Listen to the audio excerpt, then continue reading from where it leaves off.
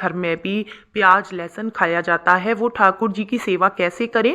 साथ ही जो हम ठाकुर जी को भोग लगाते हैं, और अगर आपके घर में प्याज लहसुन बनता है तो बाद में उस भोग का हमें क्या करना है, साथ ही में जानेंगे कि जो जल हम ठाकुर जी के पास रखते हैं पीने के लिए, उस जल का हमें बाद में क्या करना चाहिए।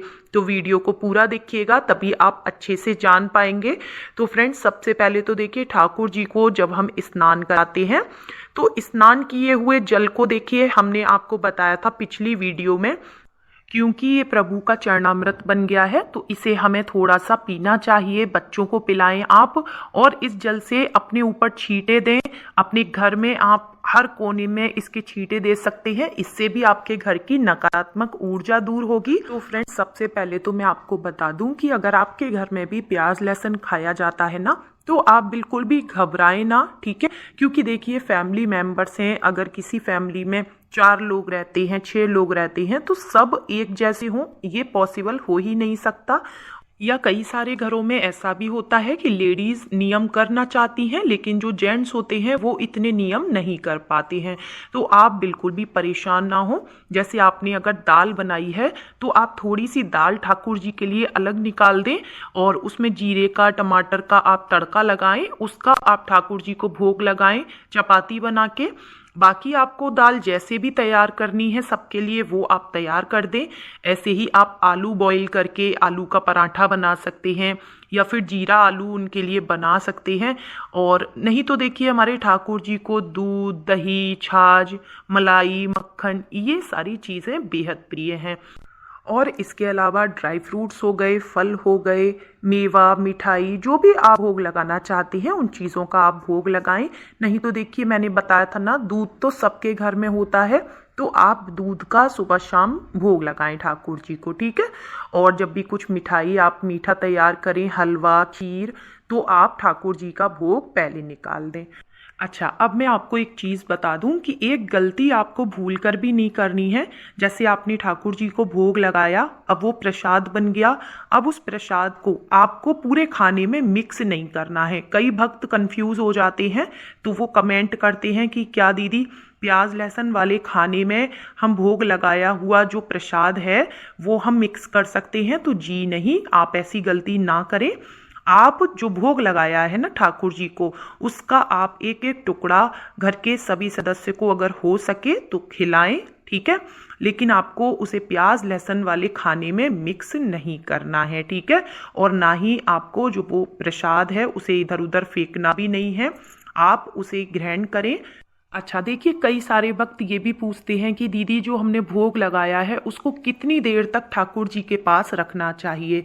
तो देखिए, ठाकुर जी दृष्टि भोग लगाते हैं, तो जो भी आपने ड्राई चीज़ें रखी हैं, जैसे ड्राई फ्रूट्स हो गए, मिश्री हो गई, वो चाहें तो आप उनके पास रखे रहने दें। फल हो गए, बस ध्यान रखें कि वो कटे हुए फल हैं अगर, तो आप उन्हें जल्दी हटा लें, और साबुत फल अगर आपने रखे हैं तो वो आप उनके पास रखे रहने दे सकते हैं, ठीक है। और जो भी आपने खाने की चीज़ों का भोग लगाया है, जैसे दाल चावल रोटी सब्जी, तो आप 5-7 मिनट ठाकुर जी के सामने रखे रहने दें थाली। उसके बाद आप उसे तुरंत हटा लें वहाँ से, क्योंकि कई बार ऐसा होता है कि भक्त वहीं छोड़ देते हैं उसको रखा हुआ, और वो दोपहर तक वो खाना वहीं पड़ा रहता है। तो ऐसा करने से भोग का अनादर होता है, ठीक है, जो कि आपको ये गलती नहीं करनी है। तो आप समय से उस भोग को हटा लें वहाँ से, और घर के सभी सदस्य हो सके तो उस प्रसाद को थोड़ा थोड़ा ग्रहण जरूर करें। और दूसरा ये कि अगर घर के किसी सदस्य ने नॉनवेज का सेवन किया हुआ है उस समय पर, या फिर ड्रिंक करी हुई है, जैसे कि मदिरा पान किया हुआ है, तो आप उस समय भगवान का प्रसाद उन्हें ग्रहण ना करने को दें, ठीक है। उन्हें नहीं देना है उस समय पे। आप उनका प्रसाद चाहें तो उठा के रख सकते हैं, लेकिन उस समय पे आपको नहीं देना चाहिए, नहीं तो ऐसे भी प्रभु का जो प्रसाद है उसका अनादर माना जाता है। तो फ्रेंड्स, मैंने आपको बताया कि अगर आपके यहाँ प्याज लहसुन नॉनवेज कुछ भी खाया जाता है तो आपके पास काफ़ी सारे ऑप्शन हैं जो कि आप भगवान को भोग लगा सकते हैं। और जहाँ लड्डू गोपाल जी की सेवा होती है ना, वहाँ पर धीरे धीरे अपने आप उस घर में ना चेंजेस होने लगते हैं, सभी के अंदर एक बदलाव आने लगता है। और आप देखेंगे कि सभी लोग धीरे धीरे इन चीज़ों का त्याग करते चले जाएंगे, क्योंकि हमारे ठाकुर जी हैं ही ऐसे।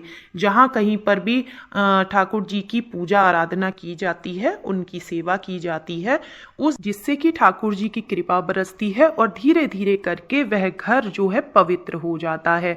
तो फ्रेंड्स, अब हम बात करेंगे कि जो हमने जल रखते हैं ना ठाकुर जी के पास, उस जल का हमें क्या करना है। तो देखिए, कई सारे भक्त क्या करते हैं कि उस जल को उठा के किसी गमले में डाल देते हैं या इधर उधर डाल देते हैं, जो कि ये गलती आपको नहीं करनी चाहिए। ये जो जल होता है ना ठाकुर जी का, इसको हमेशा आप ढक कर रखा करें, तुलसी पत्र डाल के रखा करें, ठीक है। और आप चाहें तो जैसे आपने सुबह में जो जल रखा है उसको आप शाम को हटा लें, और या तो इस जल को अपने पीने के पानी में मिला लें आप, ठीक है। और अगर ऐसा नहीं कर सकते तो आप क्या करेंगे, इस जल से आप आटा लगा सकते हैं, ठीक है, रोटियां बनाने के लिए। जिससे कि क्या होगा ना, इस जल का जो प्रभाव है ना वो घर के सभी सदस्यों पर पड़ेगा और सभी का स्वास्थ्य अच्छा रहेगा, सभी की मानसिक स्थिति अच्छी रहेगी। तो क्या सही है क्या गलत है इसका निर्णय वो आसानी से ले पाएंगे। साथ ही जिन लोगों को गुस्सा ज़्यादा आता है ना, आप ये जल उनको पिला के देखें कि अगर ऐसा करना पॉसिबल ना हो तो आप सब्जी बना सकते हैं इस जल से, ठीक है, या फिर आप आटा लगा लें, रोटियां बना के उस इंसान को खिलाएं आप देखेंगे धीरे धीरे उनके गुस्से में भी सुधार होने लगेगा। क्योंकि फ्रेंड्स, हमारे ठाकुर जी के भोग की ना बड़ी ही महिमा बताई गई है और एक से बड़े बड़े चमत्कार देखे गए हैं। तो आप उनके भोग को, उनके जल को वेस्ट ना करें इधर उधर, आप घर के सभी सदस्य उसका सेवन करें और चमत्कार अपने जीवन में आप स्वयं से देखेंगे। तो उम्मीद करती हूँ कि आज का वीडियो आपको पसंद आया होगा। वीडियो अच्छा लगा हो, मेरे ठाकुर जी का श्रृंगार आपको अच्छा लगा हो तो कमेंट जरूर करें। वीडियो का करती हूँ मैं यहीं पर एंड।